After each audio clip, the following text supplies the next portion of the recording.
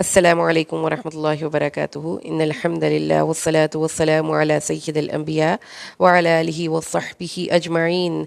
Amma ba'd, fa'udhu billahi minash shaitanir rajim. Bismillahir rahmanir rahim. Ayah number 217, Surah Al-Baqarah.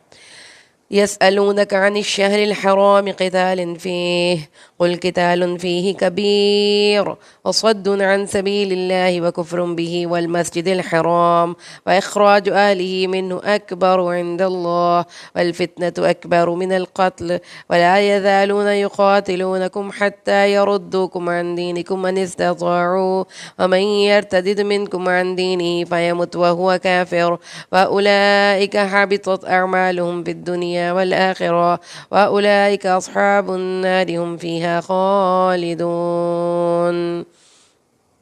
يسألونك, they ask you عن الشهر الحرام, about the month of about the sacred months. قتال فيه, fighting in it.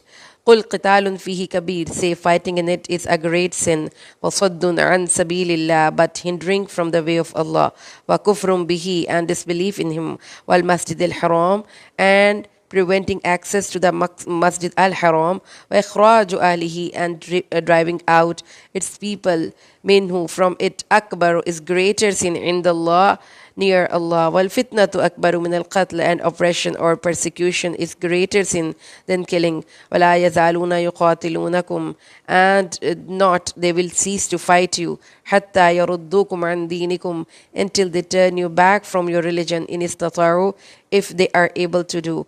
وَمَنْ يَرْتَدَّ مِنْكُمْ عَنْ دِينِهِ, and whoever turns away among you from his religion, فَيَمُتْ وَهُوَ كَافِرٌ, then dies while he is a disbeliever. وَأُولَٰئِكَ حَبِطَتْ أَعْمَالُهُمْ فِي الدُّنْيَا وَالْآخِرَةِ, so these are the people, their deeds become worthless in this world and the hereafter. وَأُولَٰئِكَ أَصْحَابُ النَّارِ هُمْ فِيهَا خَالِدُونَ, and these are the companions of the fire, they will abide therein forever and forever. Now look upon the translation in simple English.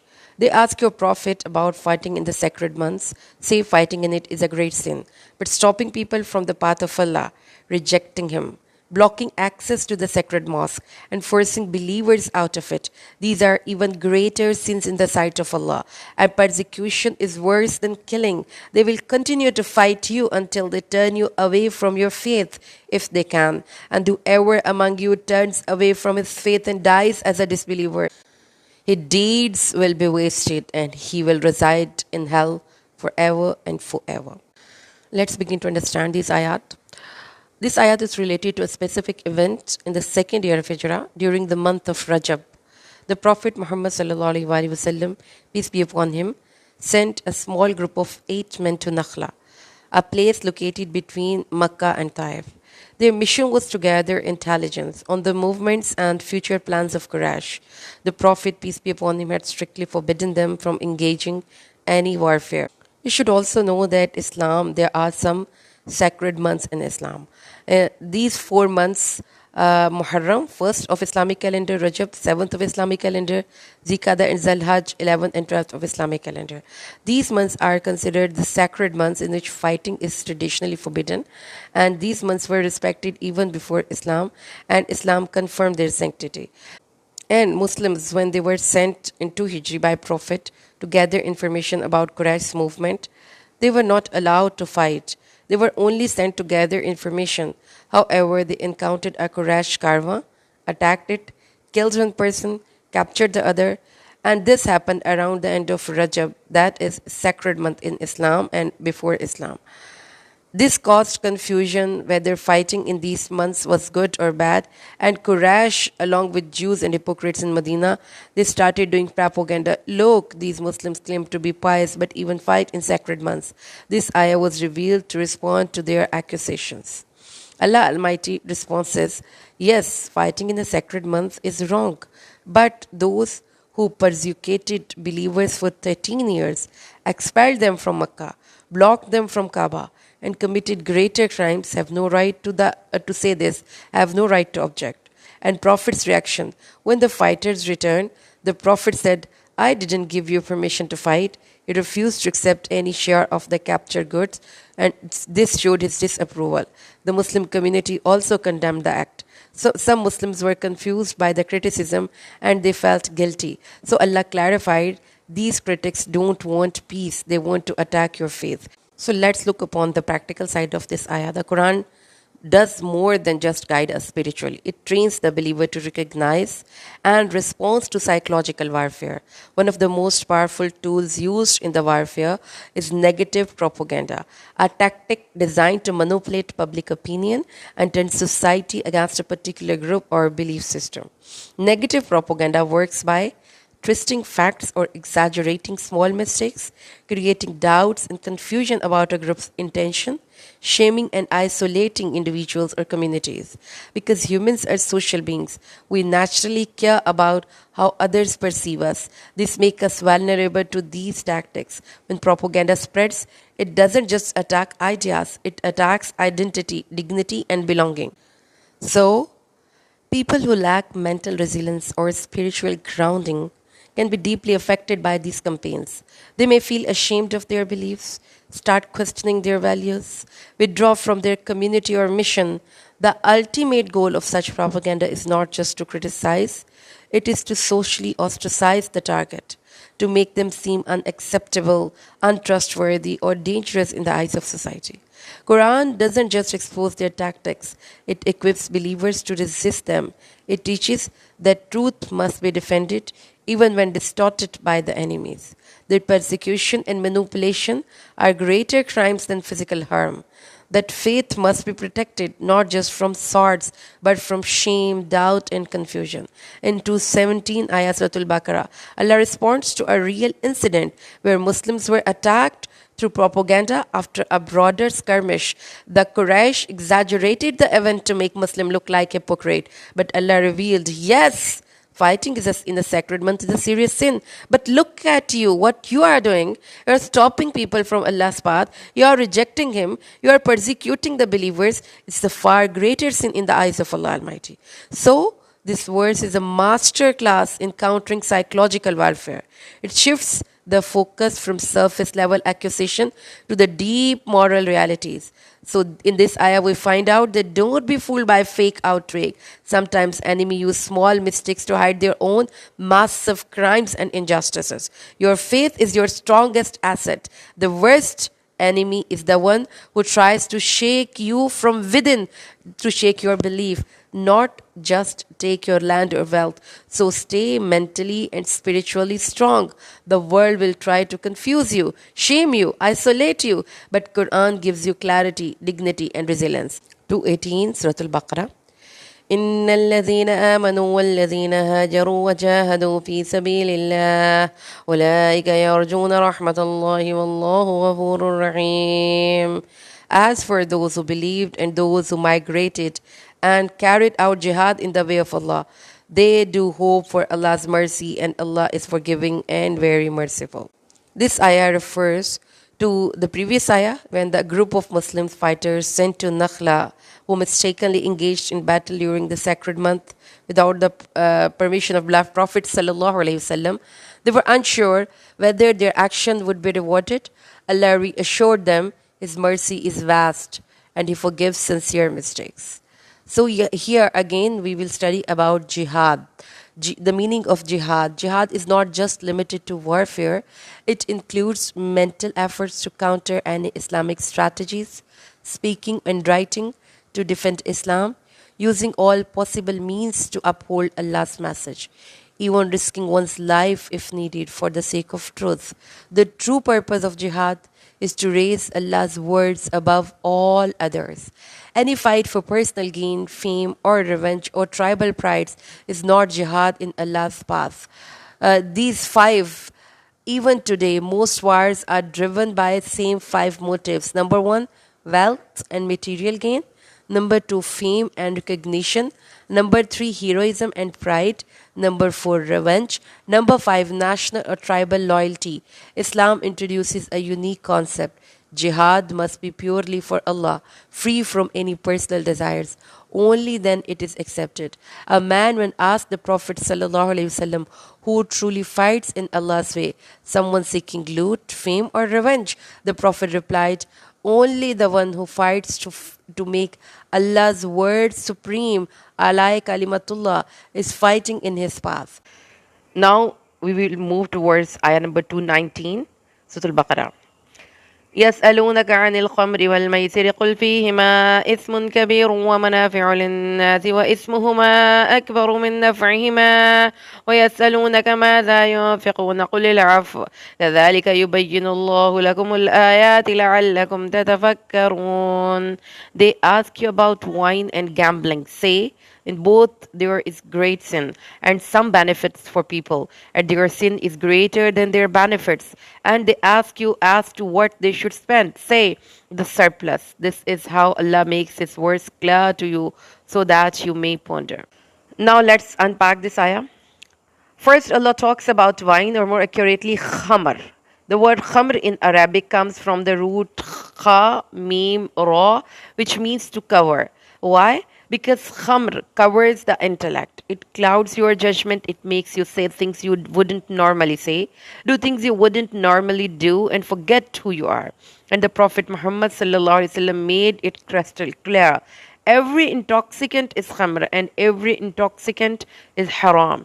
So it's not about grape wine, it's beer, vodka, weed, pills, anything that intoxicates. Some people try to play with words. They say this isn't wine, it's just like a drink, and it's herbal, it's natural. But the Prophet warned us a time will come when people from my ummah will drink khamr and call it by other names. And this exactly what we see today. People rebrand this sin to make it feel acceptable, but changing the label doesn't change the reality. Poison is poison, even if you call it antidote. Then Allah talks about gambling, al-maisir. The word comes from yusr, meaning ease, because gambling gives you illusion of easy money. No effort, no sweat, just roll the dice, spin the wheel, or maybe you will win. And what's really happening? You are chasing someone else's loss. You are hoping they fall so you can rise. So this is not ease, it's injustice. And today, gambling comes in many forms: dice games, lotteries, insurance schemes, betting apps, stock speculation without ethics, even games where children bet walnuts or marbles. If there is a wager, if someone loses so someone else can gain, it's gambling. So here is the heart of the verse. Allah says, there is some benefit in wine and gambling. Yes, benefit. Maybe it helps people relax. Maybe it boosts business. Maybe it entertains. But then Allah says their sin is greater than their benefits.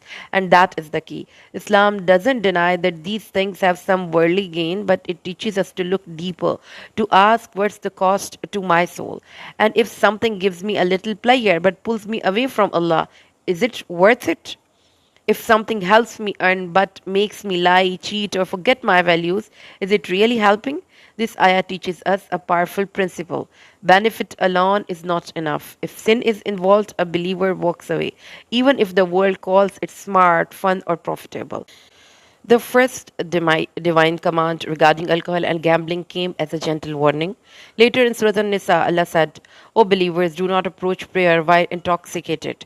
This was a transitional phase, guiding the believers towards clarity and discipline. Finally, the decisive and ultimate ruling was revealed in Surah Al-Ma'idah, where alcohol and gambling were declared completely forbidden.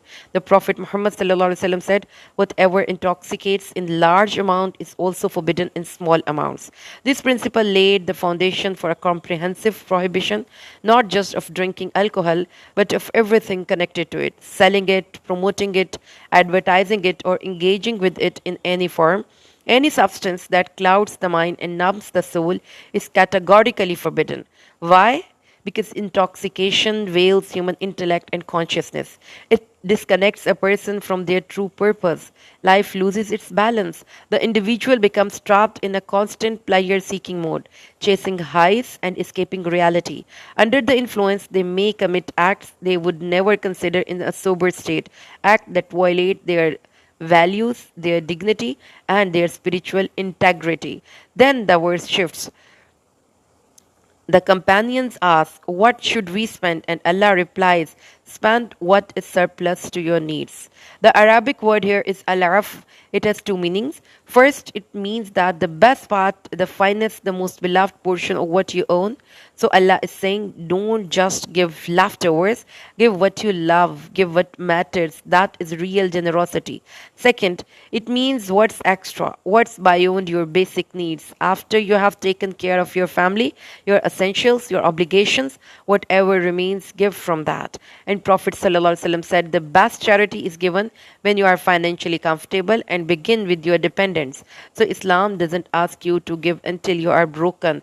It asks you to give with wisdom, with balance, and with sincerity. Now here is something important. Some people, especially those influenced by communist ideas, try to use this ayah to say Islam doesn't allow personal ownership of surplus wealth. But that is not true. The tafsir tells you that Islam encourages voluntary giving, not forced redistribution. If people don't own anything, what will they give? If the government takes everything, where is the sincerity and where is the reward? Islam is not about control, it's about consciousness. It's not about force, it's about faith. So, what do we learn from this verse? We learn that Allah doesn't just give us rules, He gives us reasons. He doesn't just say, don't drink. He says, look at what it does to your body and to your soul. Doesn't just say, don't gamble. He says, look at how it corrupts your heart.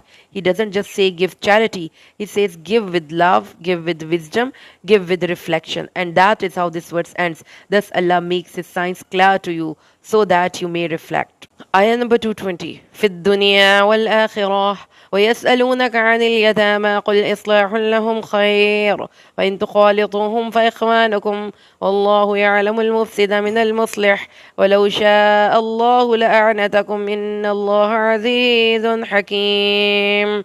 On this world and the hereafter.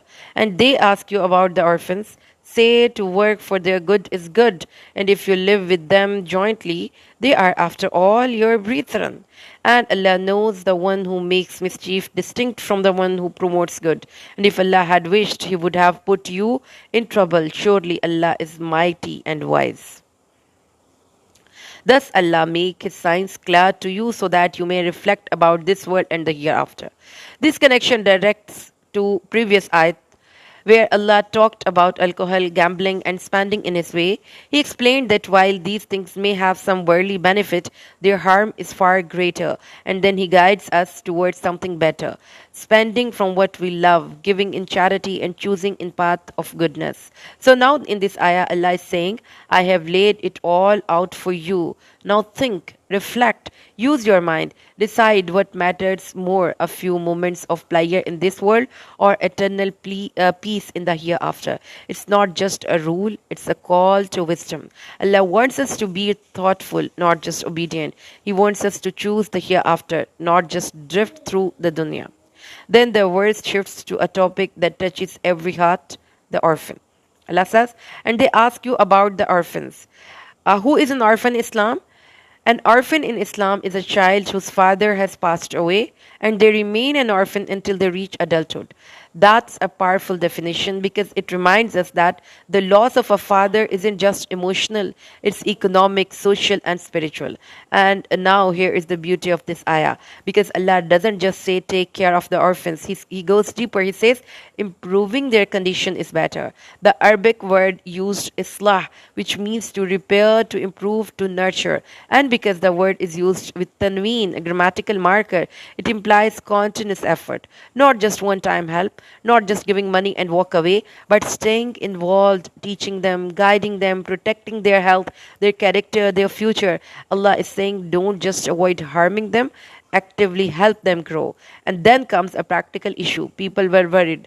If we mix our food and money with the orphans, what if something goes wrong? What if we make a mistake? And Allah responds with such mercy. He says, if you mix with them, they are your brothers. Let me tell you the story behind this. When the earlier verse was revealed, don't go near the orphan's wealth except in the best way, the people got scared.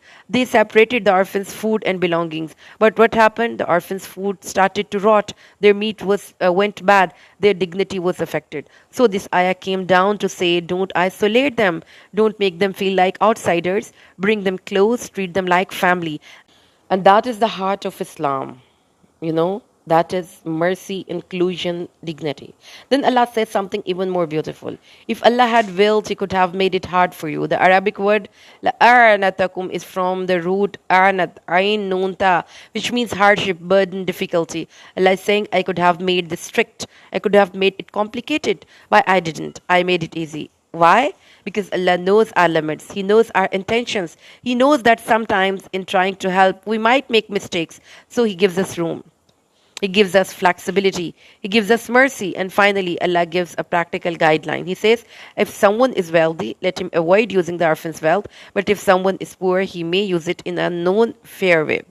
This is balance. This is justice. Islam doesn't say never touch the orphan's wealth. It says if you are rich, stay away. But if you are struggling and you are caring for the orphans, then use what you need with honesty, with transparency. So, what do we learn from this ayah? We learn that Islam is not just a religion of rules, it's a religion of mercy, wisdom, and reflection. We learn that caring for orphans is not just charity, it's a sacred responsibility. We learn that Allah wants us to think not just about today, but about tomorrow, not just about ourselves, but about those who depend on us. Now, let's move on ayah number 221, Surah Al-Baqarah. This is the last ayah of this ruku.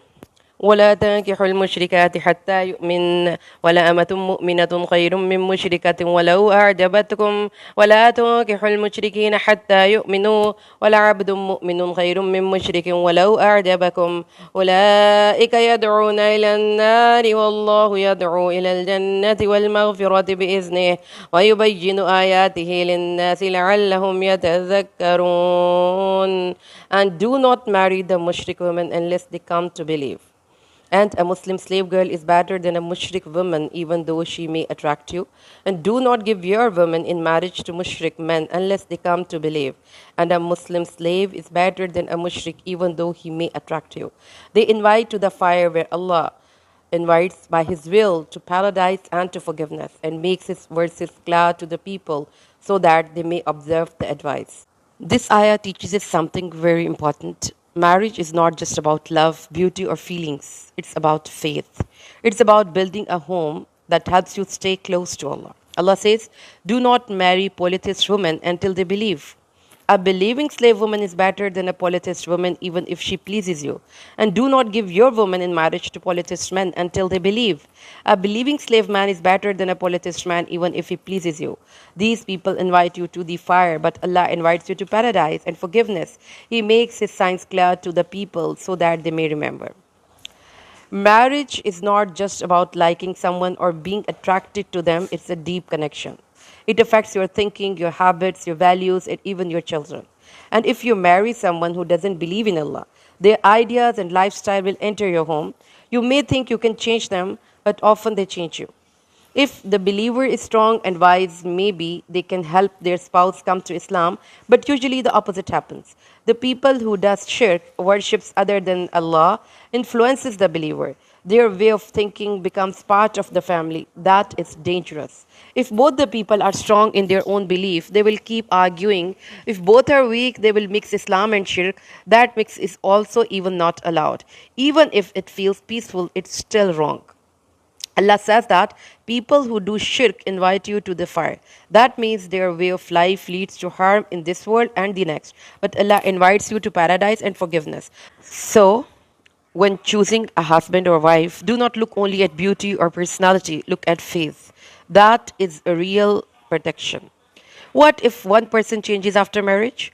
If someone becomes a mushrik after marriage, the marriage breaks. Islam doesn't allow a believer to stay married to someone who does shirk. Also, this ayah shows that a woman cannot marry by herself. Her guardian must be involved. That is the part of protecting her future and her faith. What about Jews and Christians? The Quran calls them the people of the book. In some places, it says they also do shirk, like saying Jesus as the Son of God. But still, Allah allowed Muslim men to marry their chaste women. Some companions didn't agree with this, but others like Usman and Umar accepted it, so it is allowed, but with caution. However, Muslim women are not allowed to marry non-Muslim men, no matter what religion they follow. The Quran does not give that permission. Scholars say the whole Ummah agrees on this. The reason is simple. The man has more control in marriage, and that can harm the woman's faith. Even if a man says the Shahada but still does shirk, like asking help from graves or believing someone else controls his life, he is not a suitable companion for a believing woman. So we learn in this ayah, marriage is not just about love, it's about building a home that leads to paradise. Faith must come first. Without it, everything else can fall apart. The people you live with shape your thinking and your children. So you should not mix Islam and shirk. It's never okay. Even if it feels peaceful, it is still dangerous. A woman's guardian helps protect her future. His role is part of his deen. Beauty fades, faith stays. So choose someone who helps you to grow closer to Allah. Alhamdulillah, we have completely studied Ruku number 27, Surah Al-Baqarah. Recite the Rud once. Allahumma salli ala Muhammadin wa ala ali Muhammadin kama sallaita ala Ibrahim wa ala ali Ibrahim innaka Hamidum Majid. Allahumma barik ala Muhammadin wa ala ali Muhammadin kama barakta ala Ibrahim وعلى آل إبراهيم إنك حميد مجيد سبحان ربك رب العزة عما يصفون وسلام على المرسلين والحمد لله رب العالمين